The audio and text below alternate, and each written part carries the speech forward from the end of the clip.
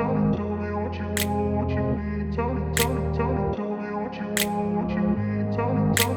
grew up in a place where they told you what to chase, told you how to run the race.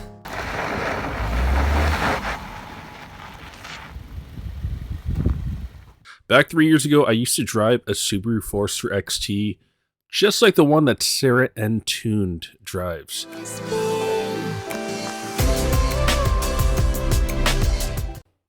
My Forester XT has the same TR690 high torque version of the CVT that is in the Subaru Outback Wilderness.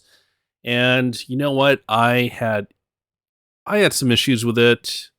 It's more improved now, but does it have the same gremlins as the older version of the TR690 HT? The Forester Wilderness has the TR580 transmission, and in the past I've observed it to be more off-road capable. It would not stall out as easy, or in technical terms, it would not have transmission stall speed as early as the TR690. So let's get into Sarah Entoon's videos about her reviews on the Wilderness Edition Subarus. This is my first time doing some kind of reaction video, so let me know what you think about it in the comment section below. Is this something that you want to see more of? I think that these videos can be very informational. I just don't know if I'm going to piss off other video creators like Superstar Sarah Entoon. So without further ado, let's get on with the video. This hill is fairly challenging for most vehicles. Dedicated off-road 4x4 trucks with lockers, not so much. Yeah, they did this with a Tacoma in 4 low. Don't fail me. I don't even think A-Track was on it. Just let's do this. Went right up because 20 degrees of approach. More wheel articulation. I'm gonna go at a reasonably slow pace. It's already struggling. Okay. And then open diff. Now it's sliding back. Really?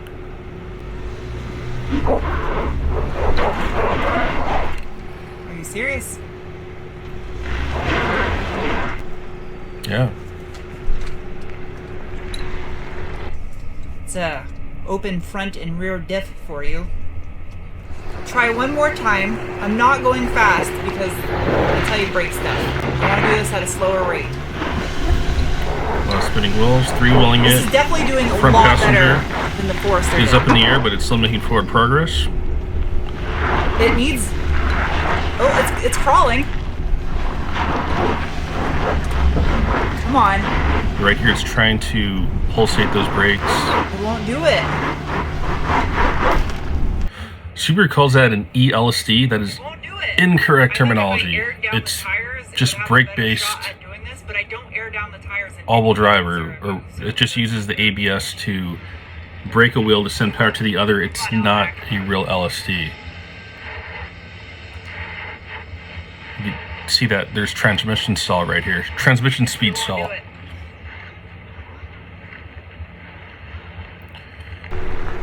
So it won't do it. That's one thing. Until Subaru puts a proper set of differentials in this thing and a proper transmission, they're not going to be able to build a proper off-roader. I already saw this, so I would be like, oh, but I've already seen this, so I'm not going to pretend that I'm super surprised. But yeah, those are definitely some harsh words. You know, she is a Subaru enthusiast. She's not a hater. I'm sure all of you are watching this for the same reason why I wanted to drive this thing and do a review on it. You want to see if it's any better off-road than a standard Forester. And I'm very curious too. I want to know if it makes up the hill that I test vehicles on, because I don't think it's going to do it, even with the little upgrades that they did to the Forester. Which is sad because I own a Forester. I'm not hating on them. I'm just being tough. It's tough love because I own one. This Forester does have a dual mode X mode, which is its fancy off-roading robot configuration. And you have snow and dirt, and deep snow and mud. I think it'd be cool if X mode just always did its thing. Like, I don't understand why you need to go into mode to make the vehicle more capable. Like, I don't want to compare it. Okay, I will compare it to my current vehicle, but it's always ready. Like, for example, Imogene Pass, I think I did that entire trail in normal mode, and I just turned traction control off. X Mode 1 should, like a version of that programming, in my opinion, should always be on. It's an all-wheel drive. Like, you bought an all-wheel drive to be to have that increased capability. Why do you have to turn on a mode? Anyways, let's continue. So for this hill, I'm going to use snow and dirt still on my X mode. I do have a front-facing camera which shows up right here on the dash, independent from the rear camera which shows up in your infotainment system. No point trying to do anything with the traction control because it doesn't let you adjust it when you're using your dual mode X mode, because robots are smarter than people. We will all soon find that out when Skynet becomes self-aware. Okay. Come on, Forester. You got this. It's got increased approach angle and departure angle and breakover from the standard Forester. 23.5 degrees approach, so it should be no issue. I'm gonna take it slow. Wheels in the air. Yeah. Teeter-tottering. Okay. And it makes it up. Oh, this Forester just said, "Fuck this hill." Yeah! Find me! Good job, Gump! Yay! They did, good. they improved the Forester! It just said, "Fuck that hill," and it just climbed it like a boss. Man, it's got, okay, it automatic.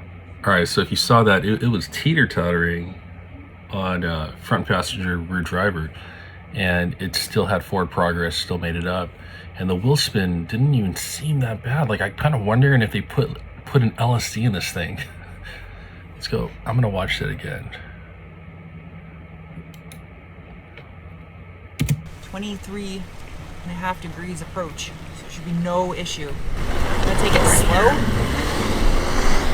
Wheel in the air goes forward. Wheel in the air, it's teeter-tottering, and it's still going forward. Okay. Oh, this Forester just said, "Fuck this hill." Yeah! Find me! So they either Good job, Gump! really improved the... Yay! They did, they improved the Forester! It just said, "Fuck." They probably really improved the traction control programming. Obviously, the CBT improvements are good and made a difference. You have to go at a reasonably slow pace. Take it slow. Okay. Yeah, okay. Okay. Really? Oh, this Forester just said, "Fuck this hill." Yeah! Find me! Good job, Gump! Now, I'll have to admit, the Outback Wilderness with the TR690 HT is way more improved than my old 2015 Forester XT. I've observed Subaru Ascent and also my friend's Outback Wilderness, and simply are much more improved. In my opinion, the Forester Wilderness with the TR580 has more potential just because I've observed that transmission just simply doing better in an off-road setting. It's also the newer of the two units. So over the years, these transmissions have had their parts changed out. Every few years, they will say it's 90% new. So they're changing out all the small parts, and they're improving it. It's the same design, but they are improving the parts. And they seem to say that every 3 years or so. But don't be fooled. Same design, just improved small parts. Now, here's the thing. I'm excited about the Forester Wilderness, and I think the upcoming Crosstrek Wilderness is going to be even better. It's a lighter vehicle, and the Crosstrek being Subaru's #1 vehicle that gets off-roaded, I could expect big things for the Crosstrek.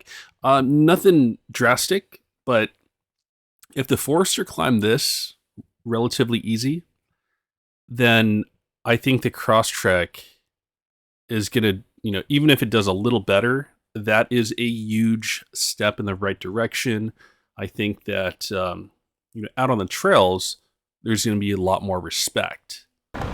So how did some other vehicles do on this test? Here's a Kia Telluride with 8-speed automatic transmission. And you can see it's not doing so good. No, it will not do it. Like the Subaru, this is a brake-based all-wheel drive system. It doesn't seem to be as good. Oh, it got angry at me. Now, the first and only other vehicle to complete Sarah Antoon's hill test is the Honda Ridgeline. It's a longer wheelbase, which typically helps with a climb. Well, the Outback Wilderness is longer than the Forester. The wheelbase didn't help it. With the Honda upper echelon gearing and a more advanced all-wheel drive system that uses a rear twin-clutch differential, the traction control system seems to work good too. And you'll notice that there is no dirt kicked up. That's because of that rear LSD, a true LSD. It actually looks like it's locker sliding up this obstacle. Ford calls their twin-clutch rear differential in their Badlands version of the Bronco Sport a real locker, even though it's not. But back over to the Forester Wilderness. Without any fancy hardware, it makes it up. It does have better gearing. The differentials are geared more aggressive, and the first CVT gear ratio is more aggressive as well. What else do you think they did to the Forester Wilderness to complete this obstacle? Let us all know in the comment section below. Anyways, that's all the time we have for this video reaction. I hope you enjoyed it. Let me know if you want to see more of this stuff. So until next time, have fun on your adventures. And the reason I did this video is because I just did not have the time to edit a full feature episode. That takes a lot of time. I just did this video in less than an hour. So anyways, let me know what's up. Maybe, these are so easy to do. Maybe I could just start releasing 2 videos a week. All right. Bye for now. And of course, one more thing. Thank you so much, Sarah Antoon. I've been watching you even before I purchased my Subaru Forester. Back then, I was driving a WRX. And I bought my satin white pearl Forester XT because of you. So thank you very much, and keep doing what you're doing, superstar.